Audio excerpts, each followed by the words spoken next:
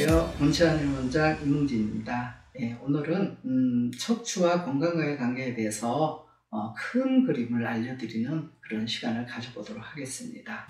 오늘은 척추 건강관리에 대해서 설명해 보고자 합니다. 잘 알다시피 우리 인간이 이제 직립보행 동물을 지내는데 한 몇십만 년이라는 세월이 걸렸는데, 최근 현대 문명이 들어오면서 스마트폰을 갖다가 고개를 숙여서 많이 본다든가, 컴퓨터 문화, 또 자동차 운전 문화, 이런 것들이 자꾸 생활 습관화되면서 척추가 다시 마치 이렇게 다시 등이 굽어지는 식으로 퇴행해가는 이런 모습을 보인다는 것을 상징으로 이렇게 나타내는 그림입니다. 다음 넘어가겠습니다. 그리고 이제 요새 미디어에서 유아아동 중에 5명 중 1명은 스마트폰 과의존 때문에 자세들이 되게 불량해지고 있다는 거를 지금 이렇게 방송을 하는 거를 캐치해 봤습니다.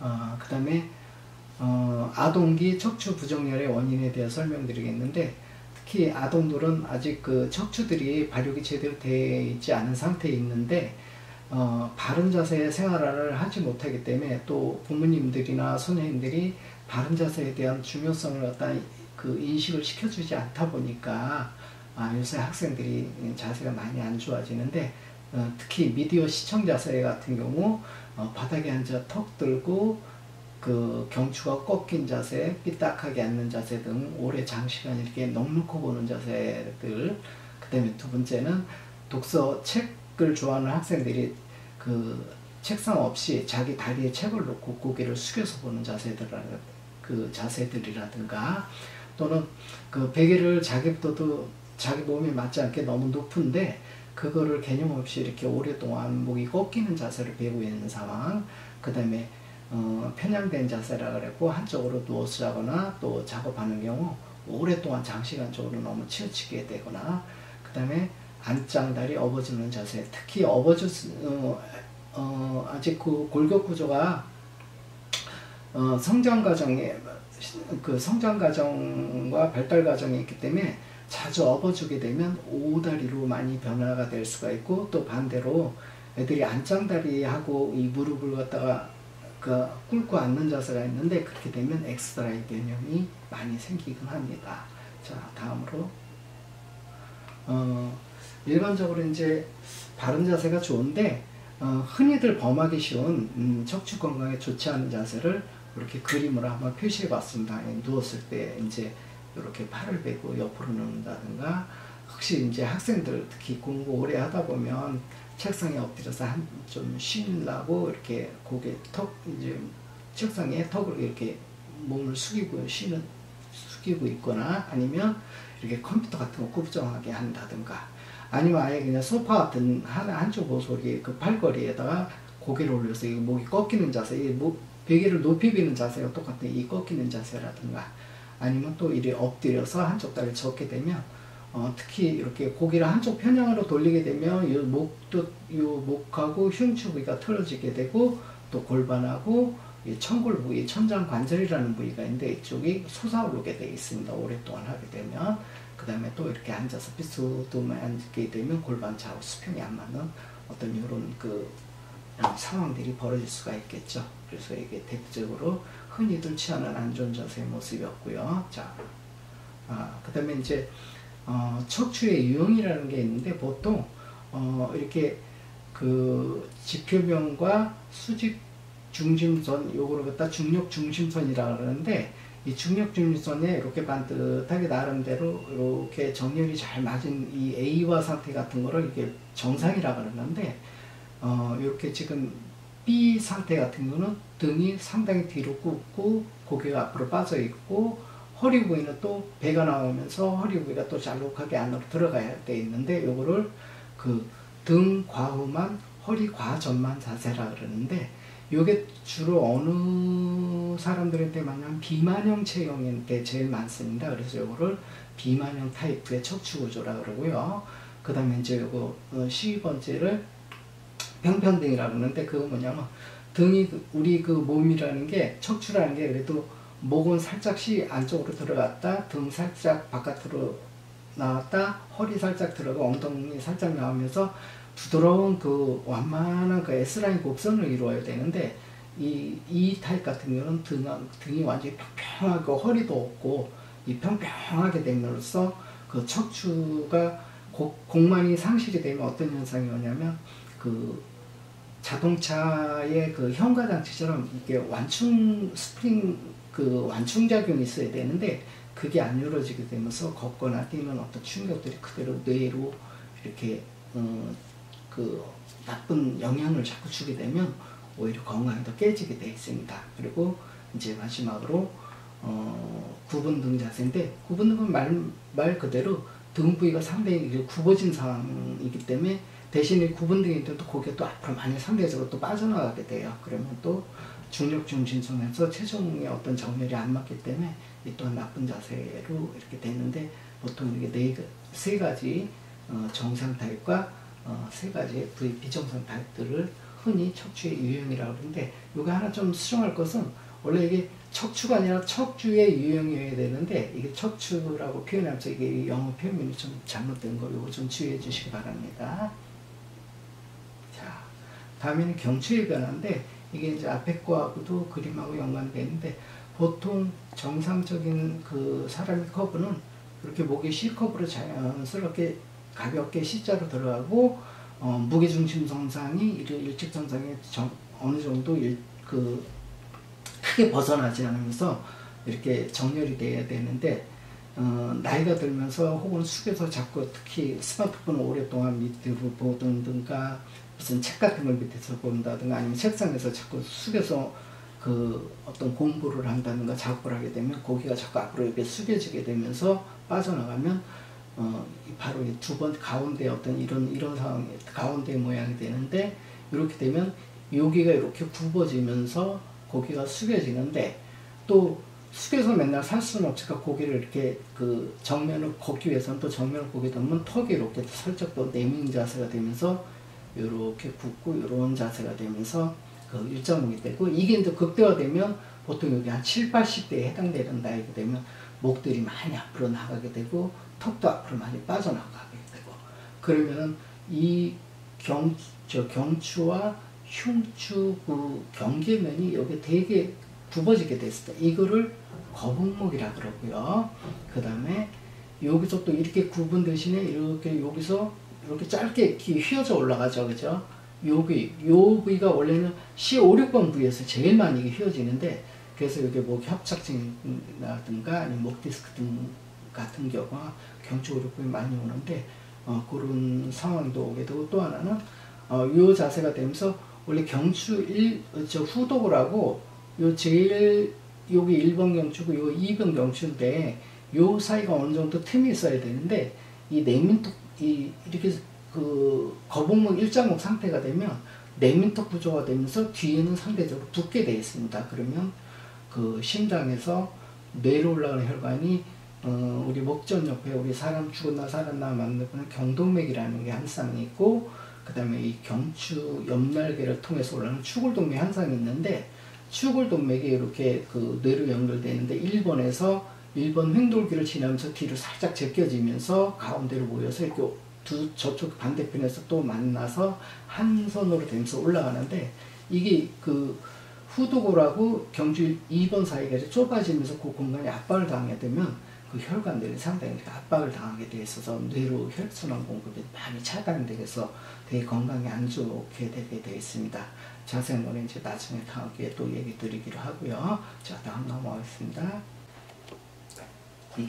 네, 아동기의 척추질환에 대해 간단히 설명드리면, 아동기는 아직 척추가 충분히 발육되지 않은 상태인데, 보통 이제 흔히들 발생되는 게 바른 자세 생활을 하지 못하게 되면 어떤 그 특발성 그 척추 측만증이라든가 또 거북목 일자목 같은 현상, 또 구분 등 형성이 되는데, 만약에 이런 증상들을 오래 방치하게 되면 결국은 그 신체 발육과 성장 지연도 발생하게 되고, 아까 설명했듯이 뇌 쪽으로도 혈액순환이 잘 안 되기 때문에 뇌 발육과 그 다음에 어떤 정신 지체증 여러 가지 증상들을 한 정신과 질환들을 앓을 수도 있고요. 또 하나는 아무래도 그 뇌의 기능이 활성화가 떨어지게 되면 학습장애도 생기고 주의력결핍도 생기고 또 과잉행동장애도 생기고 또 가끔 이제 그 얼굴을 지배하는 그 근육들이라든가 이런 것들을 지배하는 신경들 혹은 신체 그 발음기관 이런 것들을 지배하는 신경들의 그 회로들이 약간 좀 문제가 생기면서 틱장애라든가 그 다음에 심하면 이제 자폐증 같은 것도 올 수가 있고요.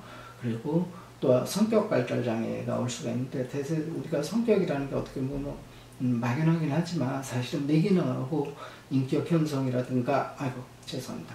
성격 현상에 영향이 많기 때문에 성격 발달 장애도 오게 돼 있고 그 다음에 이제 되게 자세가 안 좋으면 되게 등을 구부정하게 되면 또 가슴근 흉곽이나 또 심장하고 폐가 있기 때문에 심폐기능이 약화되고 또 우리가 명치 부위가 이렇게 숙여지게 되면 소화기능, 위장 같은 경우가 이 복강 하부에 있기 때문에 그 소화기관, 위장이 압박을 당하면서 그 소화기능이 약해지게 되고 또 당연히 소화기능이 약해지면 영양 흡수도 잘 안 되고 소화불량으로 인해서 영양 부족 상태도 또 장기적으로 가면 그렇게 연결될 수가 있고요. 또 하나는 장 기능도 당연히 소화기능과 연결되면서 장운동도 활성화가 떨어지면서 소화 변비나 설사 이런 여러 증상들이 올 수가 있고요. 또 하나는 나쁜 척추 자세를 유지하느라고 쓸데없는 에너지 소모를 필요 이상으로 많이 하기 때문에 장기적으로는 체력이 약화되고 얘기가 쉽고 그 다음에 에너지가 고갈이 되기 쉽습니다. 그렇게 되면 자연스럽게 모든 체력과 인체 생체 에너지에 기반을 두고 면역력이라든가 장비 활동력 이런 것들이 조화롭게 서로 유지를 하면서 그 인체가 조화 균형을 이루면서 그 조절이 될 때 가장 건강하게 되는 건데 아무래도 면역력도 약해지고 그러다 보면 또 그 감기라든가 특히 요새 코로나 같은 거 많은데 외감성 질환들 바이러스 침투가 이제 아무래도 용이하게 되겠죠. 네, 다음으로 넘어가겠습니다. 그리고 요거는 뭐냐면 척추가 원래 이렇게 그 앞에 있는 그레션 반듯하고 나름대로 옆에서 가볍게 그냥 살짝 들어가고 등 살짝 나오고 허리 살짝 나오고 이렇게 되는데 이거는 아예 그냥 그 척추가 옆으로 그냥 이렇게 옆면에서 보면 아무래도 일직선으로 해야 되는데 이게 쭉쭉 휘어지면서 S자형 측만 현상을 하는 거를 그 측만증이라고 하는데 그거를 등에서 사진 찍으면 이게 요 사진이 정상이라면 요 우측 요 사진은 이렇게 등고가 완전히 달라지게 되어 있죠. 그리고 이제 요런 거에 대한 그 홀바디 엑스레이 사진이라는데 그거를 합성하게 되면 이런 척추 모양을 보이게 되고 있습니다. 네, 다음으로 넘어가겠습니다.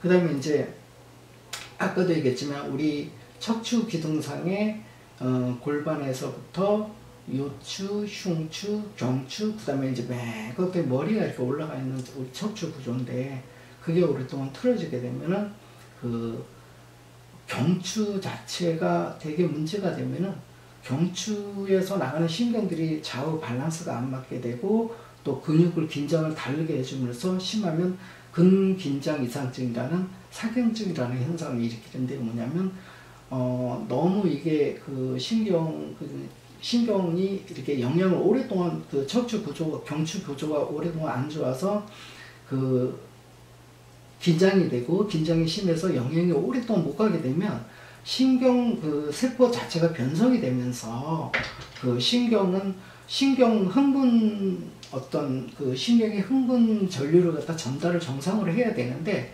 거기에 과이상이 생기게 되면 이렇게 근육을 지배하는 신경 전류가 이렇게 정상적으로 흐르질 못하고 일종의 피크를 이뤘다가 흥분 전류라 그래 피크를 이뤘다가 또 멈춰야 되는데 그런 것들이 오랫동안 마치 그 전선이 찝히면 피복선이 벗겨지면서 전류가 이렇게 방출이 되고 누선이 방전이 되는 것처럼 자꾸 신경이 불필요한 그 근육 자극에 자꾸 주게 되면 본의 아니게 고개도 근육의 좌우 밸런스가 안 맞아 한쪽으로 기울어지기도 하고 때로는 막 그 자기 의지와 상관없이 자꾸 떨리게 되고 하는 그런 사경증 같은 것들이 오게 되고 그렇습니다.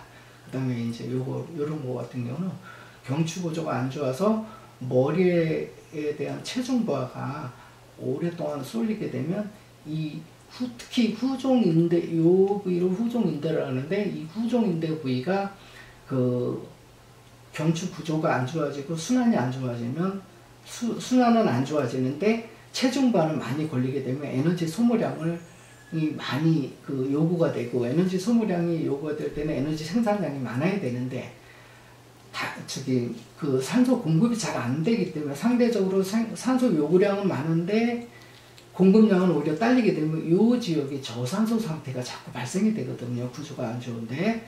그럼 저산소 상태가 우리 세포에서 세포 주변에서 저산소 상황이 되기 때문에 염증이 진행되게 되어 있습니다. 특히 우리 인체 세포에서 에너지를 생산하는 시스템이 딱 두 가지인데, 하나는 산소 없이 진행되는 세포질에서의 해당 대사라는 과정이 있고, 그 다음에 세포 질 속의 미토콘드리아에서 에너지 발전소라고 하는 유산소 대사를 담당하고 있는 미토콘드리아 대사가 있는데, 이 산소가 부족하게 되면 주로 모든 어떤 세포가 에너지를 ATP 에너지라는 ATP 에너지라는 생체 에너지를 해당 대사에 의존하게 돼 있고, 해당 대사에 의존하게 되면 결국은 포도당 한 분자를 가지고 피루부산으로 바꾸고, 피루부산이 젖산대사로 빠지기 때문에 산소가 있을 때는 피루부산이 아세틸 코일이 바뀌면서 미토콘드리아로 들어가서 거기서 나머지 또 TCA 회로라든가 전자전달계라든가 이 과정을 거쳐서 포도당에서 더 36개라는 최대의 ATP 36개를 더 발휘함으로써 해당 과정에서 두 분자, ATP 두 분자, 미토콘드리아에서 36개 해서 총 38개가 최대 발휘가 될 수가 있는데, 산소가 부족해지면 부족할수록 미토콘드리아 쪽의 공장은 에너지 생산 공장이 가동이 안 되면서 에너지 생산 효율이 떨어지게 되면 상대적으로 해당 대사를 나머지 36개로 생산하는 걸 충당하기 위해서 더 빨리 돌려야 되는, 그러면 2ATP밖에 생산 안 되는 거를 해당 대사를 36개까지 충전하면 얼마나 16배 내지 18배 그 이상을 자꾸 빨리 포도당 끌어들이면서 해당 대사를 빨리 돌려야 되기 때문에 결국은 이런 구조가 안 좋은 데는 이제 젖산이 자꾸 쌓이게 됩니다. 왜냐면 알다시피 젖산은 산소가 없을 때 우리가 젖산 대사를 해서 가끔 근육을 너무 많이 썼더니 근육 통증이 생겨요. 뭐 이런 얘기들 많이 하잖아요, 흔히들. 그게 뭐냐면 젖산 대사로 빠진다는 얘기인데, 이 구조가 안 좋기 때문에 일시적으로 젖산 대사가 이제 쌓이는 거야. 뭐 다시 이제 좀 쉬어주고 그렇게 되면 몸에서 알아서 또 젖산을 또 다른 포도당으로 또 바꿔주면서 이렇게 돌리는 어떤 기전들이 방어기제들이 발생이 되는데, 이 구조적으로 문제가 생긴 이런 영역들은 만성적으로 지속적으로 계속 습관적으로 저산소 상황이기 때문에 계속 젖산대사로 돌아가게 되면 젖산 농도가 이 지연에 자꾸 쌓이게 되면서 주변의 세포들 젖산이라는 물질은 산성물질이고 일종의 노폐물이기 때문에 자꾸 산성도가 높아지면 주변 조직들을 녹여내기가 쉽게 되거든요. 그래서 그런 지 한 7, 8년 어떤 장기화되게 되면 처음에는 산성을 갖다가 막기 위해서 이 콜라겐의 결합 조직이라든가 세포 분열을 통해서 일단 방어벽을 두텁게 침으로 인해서 또는 섬유화시킴으로써 그 지역을 갖다 커버를 하는데, 10년 이상 되면 그것도 안 되겠구나 싶어서 자꾸 산성도가 높아지니까 인체에서 인체를 조정하는 대뇌에서 이런 현상들을 막기 위해서 알칼리 중화 반응을 일으키게 되는데, 알칼리 중화 반응이 일으키는데 필요한 게 가장 대표적인 알칼리 성분이 칼슘인데, 칼슘은 주로 뼈를 구성하고 있기 때문에 뼈에서 칼슘을 끌어다가 이렇게 산소 부족으로 젖산 대사가 엄청 진행되는 쪽으로 자꾸 칼슘을 세포 쪽으로 끌어들이게 되면 오히려 세포 정상 세포들은 죽어가게 되면서 칼슘이 거기다 화석을 남기듯이 흔적을 남기는 게 바로 이제 서피화 변형인데, 그래서 뼈의 입장에서 보면은 이제 서피화가 뼈하고 붙어있던 연부 조직 세포에서 칼슘이 껴들어오기 때문에 마치 뼈가 골아되면서 증식하는 어떤 상황이 되는 거고, 인대 입장에서 보면 인대 연부 조직 세포라고 연한 세포였는데 거기 칼슘이 껴들어오면서 콘크리트가 되면서 자기는 죽어야 되니까 결국은 석회화가 진행돼서 결국 후종인대 고라층이라든가 이런 것들이 오게 되는데, 이게 문제는 뭐냐면 이 바깥에서 석회화가 진행되면 그것도 뭐 주변 조직을 압박해서 순환을 방해를 주고 이런 것도 있지만, 특히 요 척수 강에는 스파이널 코드라는 신경 그 굵은 다발이 있는데, 그 공간을 석회가 자꾸 침범하면서 막게 되면 이 신경 코드, 스파이널 코드를 압박을 하면서 결국은 신경을 마비시키게 됩니다. 그러면 경추에서 그런 현상들이 일어나게 되면 경추 이하의 모든 신경들은 다 마비가 되면서 전신마비, 혹은 여기 이제 지금 우리 척추 스파이널 코드에는 또 그 교감신경절이라 해서 각 척추 높이마다 그 내장을 조절하는 그 신경계가 또 들어가는데, 결국 그 내장 조절이 잘 안 되면서 여러 가지 문제가 일어날 수가 있습니다. 그리고 그런 속화된 게, 요거는 이제 CT 영상, 요거는 MRI 영상인데, MRI 영상에서는 이렇게 이제 후종인대 부위가 이렇게인데, 요거 약간 좀 원래는 이게 거의 안 보여야 되는데 이렇게 좀 검게 좀 선이 좀 몇 밀리라도 선이 있죠, 그죠? 선이 있고 또 심전을 이렇게 두텁게 돼 있는데, 이게 바로 후종인대 고라. MRI상으로 이렇게 검게 인대가 석회화된 게, 고라된 게 이런 식으로 검게 진행이 되면서 커져 나오고요. 또 요 뒤에는 또 황색인대라 그래요. 황색인대도 같이 양쪽에서 진행되면서 같이 병목 구간으로 그 신경 스파이널 코드를 갖다 이렇게 목조르고 있죠. 이런 현상. 이게 그래서 나중 되면 되게 그때가 되면 되게 무서운 거거든요. 그리고 요 사진은 그 석회화된 거를 CT 영상을 찍은 건데, 뼈하고 바로 같이 석회화되니까 이 인대 부위가 석회화된 게 이게 약간 도톰하게 이렇게 증식된 게 보이죠? 이런 현상이 오게 되는 겁니다.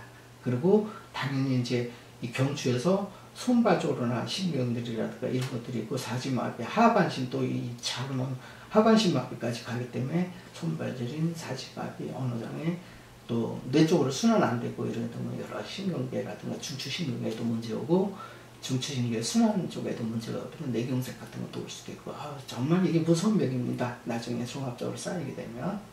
자, 다음 넘어가겠습니다. 이제 기회 되면 다음 기회에 좀 더 각 항목별로 좀 자세한 설명 드리기로 하고요. 일단 오늘은 크게 이해하는 정도로만 하고 다음 그림 넘어가겠습니다.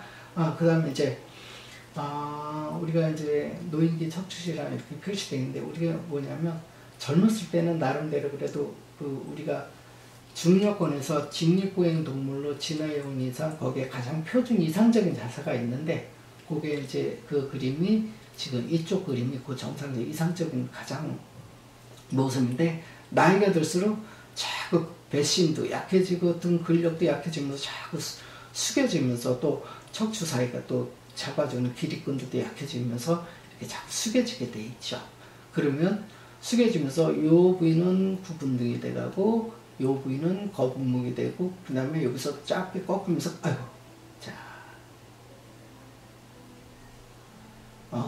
요렇게 되면서 이렇게 갑자기 꺾여서 올라가게 되면 여기가 바로 경추 5, 6번 부위가 제일 많이 오는데, 여기서 많이 함몰이 되면서 또 짧게 이렇게 일자목이 되고, 그 다음에 고개 이런 어떤 자꾸 노인성 체형이 돼가고 있습니다. 이 사진 보죠?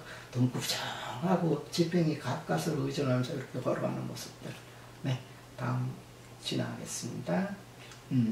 그 다음에 이제 이게 간단한 그림, 많이 이렇게 요약한 그림인데, 결국은 우리가 자세가 안 좋아서 이 척추의 어떤 기둥이 불완전하게 되면 단순하게 근골격의 어떤 척추 질환뿐만 아니라 이 척추, 여기서 이제 다음 그림 이제 잠깐 나오겠지만은, 여기서 또 내장으로 드는 내장 조절 신경들이라든가 또 뇌에서 나오는 그 12쌍 뇌신경 중에서 여러 가지 그 내장과 그 10번 미주신경 같은 거 내장 조절, 오감과 그 눈, 코, 입, 그 오감 조절하는 여러 가지 혀, 이런 것들 조정하는 그 12쌍 뇌신경들이 또 있는데, 걔네들, 그쪽 신경들이 또 제 기능을 발휘 못하게 되면, 내과 질환뿐만 아니라 여러 가지 이비인후과 질환들, 모든 질환들이 다 연결이 되어 있다는 걸 좀 보여주는 그림이니까, 일단은 오늘은 요 정도 하고 넘어가겠습니다.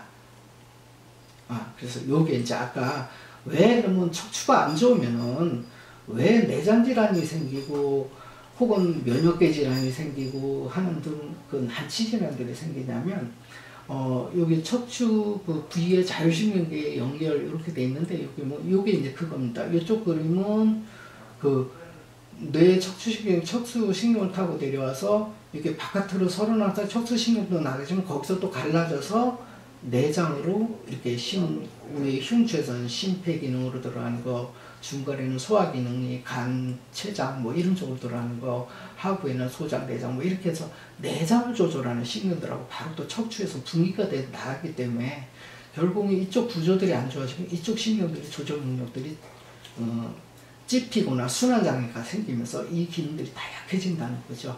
그리고 요거는 좌측 거는 뭐냐면 부교감 신경이라는 건데 여기 12쌍 내신경 중에서 특히 10번 미주신경이 이렇게 내장을 지배하고 있다는 뜻이고요.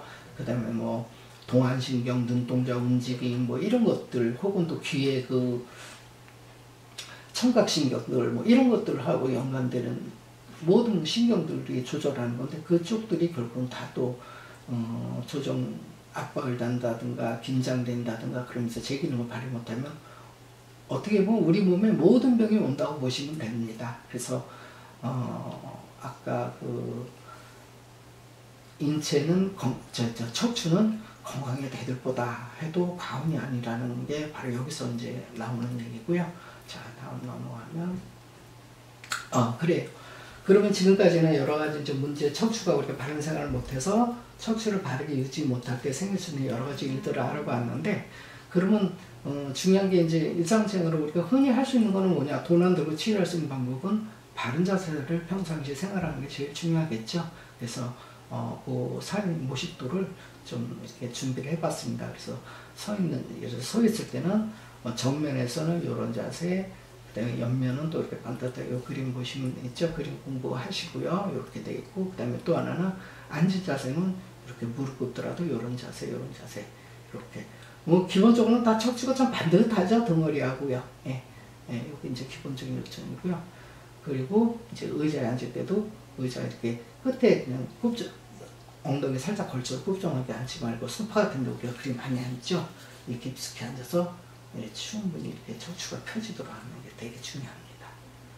그리고 누웠을 때도 이렇게 베개를 C컵 베개를 높게 비게 되면 또 여기 1.5개 생기고 또 앞으로 여러 가지 문제가 거북목도 생기고 문제가 있으니까 경추에 이렇게 뵐 수도 있고, 또는 조금 이따 나오겠지만 이거 나오네요. 다음에 일단 베개를 높이 베면 수명이 짧아집니다. 그래서 옛날에 고침 단명이라 이렇게 얘기했죠. 이게 뭐냐면요, 베개 높이 베면 결국 뇌 쪽으로 혈액순환이 잘 안 돼요. 그러면 뇌세포가 빨리 파괴되면 뇌라는 게 알다시피 우리 전신을 조절하는 중추조절센터잖아요.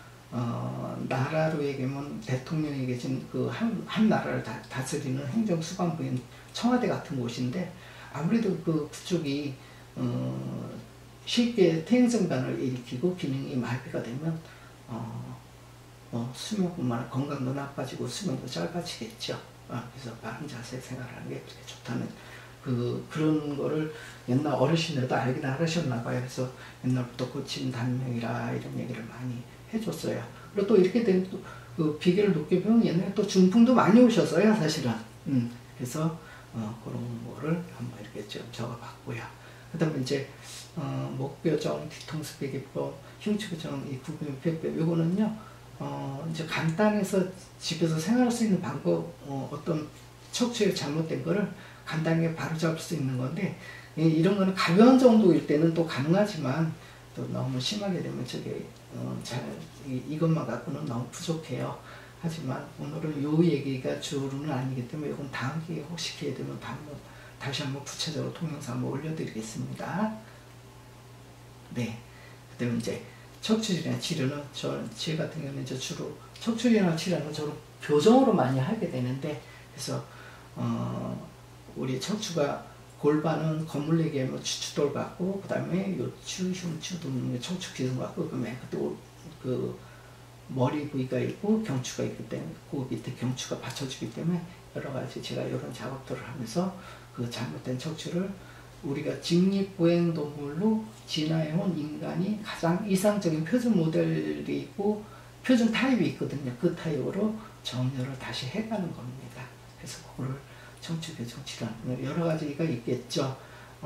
옛날에 미국 팔마다에서도 시작된 카이로프락틱도 그런 일종의 그런 개념이고, 그 다음에 이제 한방의 춘화요법, 또 저쪽에 한방 쪽에는 도수치료 이런 개념이 있고 그렇습니다. 네, 지금까지는 바른 자세를 유지하는 것이 얼마나 우리 건강과 밀접한 건지 좀 대강적인 측면으로 설명해 드렸습니다. 다음부터는 또 각 항목별로 좀 자세한 동영상 올리면서 구체적으로 설명드리기로 하고요. 오늘은 여기까지 하도록 하겠습니다. 네, 경청해 주셔서 감사합니다.